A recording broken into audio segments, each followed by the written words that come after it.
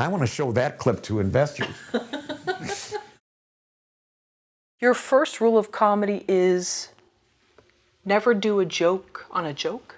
Right. So if you have a joke on a joke is if you have something funny in the background, the foreground person has to be completely straight. So you can't have somebody like Jim Carrey doing funny faces in the foreground and then crazy stuff happening in the background. It's just, there's no discipline to that. And I'm not accusing Jim Carrey of anything. He's brilliant, but you know that. But that's you have to have some discipline in. And often, if you do a background joke, that's more effective when the audience, you let the audience find the joke and you let them see something in the background, and we bring that out in our, you know, in our MASTERCRASH course. Right, and we're going to talk a little bit more about that coming up. How is it possible, though, that comedy has rules? Shouldn't it just be free-flowing, it's whatever works? Sometimes it is, but a lot of comedians had rules. Like Laurel and Hardy had rules, and Preston Sturges had rules. There's other ones that actually thought about what they were doing, and actually had a lot of discipline. So, but even without necessarily having rules, like the Wayans, for instance, they have a specific style. And if they don't have rules, they certainly are following their own discipline, and it works for them. And the same with Austin Powers, Mike Myers. I doubt if they're writing just whatever goes. But when you're doing spoof, and when you're trying to do our style of spoof, it's best to follow the rules, or else, you know, or else you're doing it badly or just copying what happened before. Why did you create MASTERCRASH?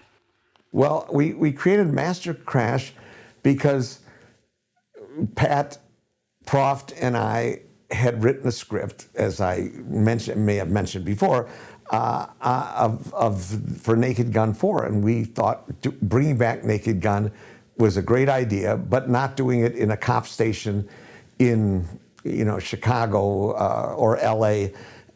We wanted to do a different genre, so we took Naked Gun and we took it into Mission Impossible, Bourne Identity, and Bond, and we thought that was a great idea. And you know, the jokes were great, the plot was great, the characters were great, we knew what we were doing. And then suddenly I woke up to see that Seth MacFarlane, who's very successful and a big fan of us, Naked Guns, Airplane, Top Secret, etc., had taken over the franchise and made a deal with Paramount to cast Liam Neeson, and he hired a director and writers, and they did the movie. And I read the script because they wanted me to put my name on it as executive producer, but I can't put my name on anything unless I work on it from the start. And I would have told them not to do this idea.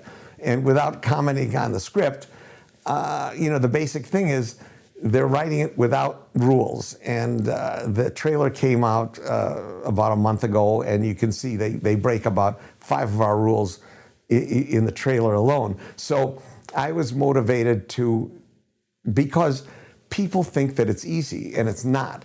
So I thought I'll just do this chorus, MASTERCRASH, because I actually applied to MasterClass and they rejected me, so I'm used to getting used to rejection.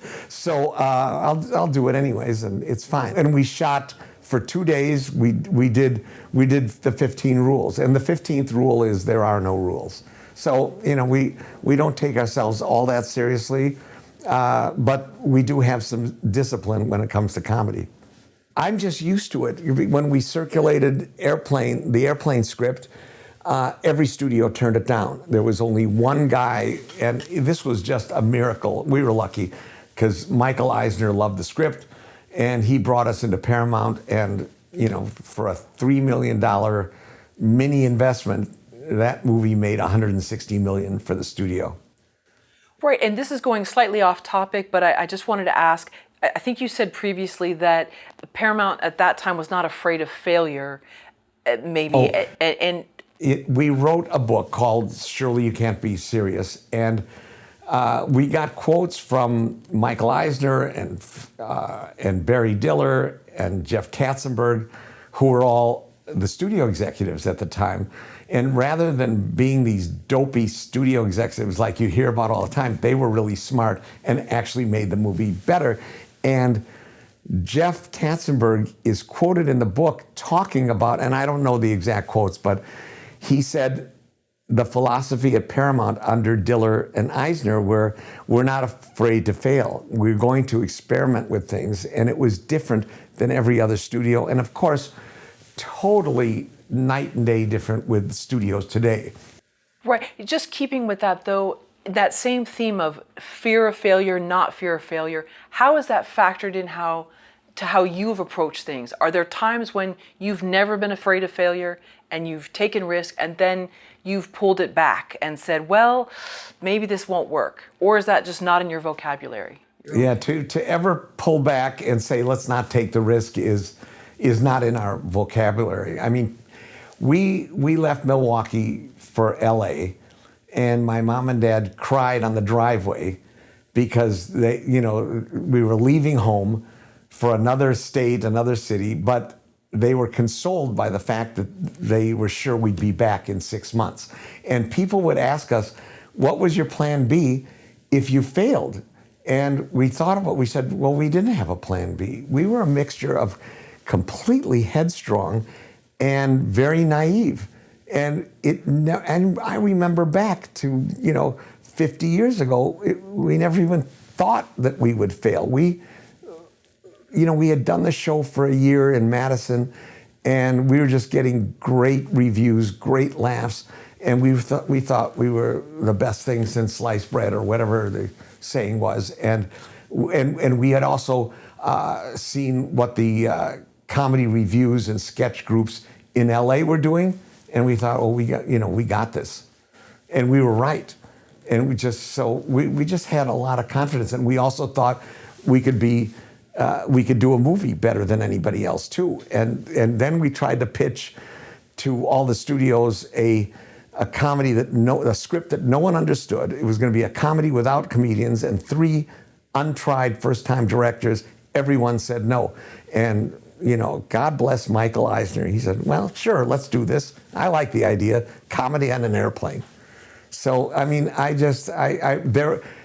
and maybe somewhere, someday, there will be executives who are brave enough or smart enough to make good movies, and I'm sure there are. I don't know if they're at any of the studios, but I'm working on trying to get independent money right now to do movies. It's the only way I can do it.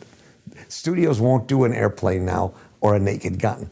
They won't do it. It's all big stars, big franchises, superhero movies. And those are great, and Tom Cruise movies. And I love Tom Cruise movies. He can't make a bad movie. So, and those are great, but there used to be a niche that we could fill with a small, independent, a studio movie, but it's a new idea, kind of just a fresh take on things, and studios would be willing to roll the dice on us, but not anymore. Thank you for watching the video all the way to the end. Here is a complimentary question from our book Story Questions.